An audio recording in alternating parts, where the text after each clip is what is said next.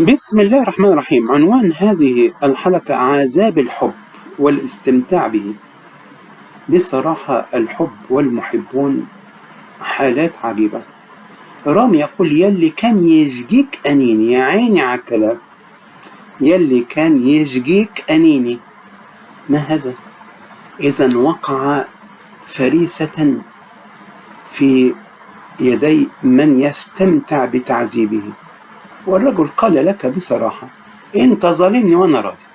أي ظالم ومظلوم والحب بينهما. أشياء عجيبة. إذن نحن أمام حالة فريدة من السادية، تعذيب الآخرين، والماسوشية، التلذذ بتعذيب الذات. يلي كان يشجيك أنيني. أنا أتعجب من هذا التعبير. الأنين والنواح والحزن والبكاء والألم، إذا الطرف الآخر يسعد بهذا. ما هذا التلذذ؟ بشكل غريب للغاية. والأغرب ليس في القسوة ولكن في قبول الطرف الآخر أن يكون محروما.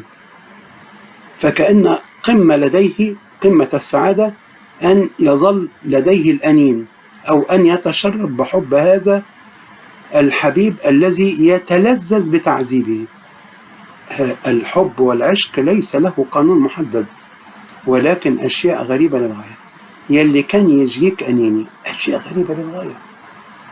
لكن أنا في تقديري أن الحب إذا لم يكن بكرامة وبقوة فليترك نهائيا، وليست القضية التذلل للحبيب بهذا الشكل المؤلم للغاية. يلي كان يجيك أنيني، اذهب إلى شخص آخر. لكن هذا هو رامي المحب الولهان الذي ارتضى أن يكون بهذا الشكل وبهذه الصورة، وشدت أم كلثوم ب137 أغنية له. شكرا جزيلا.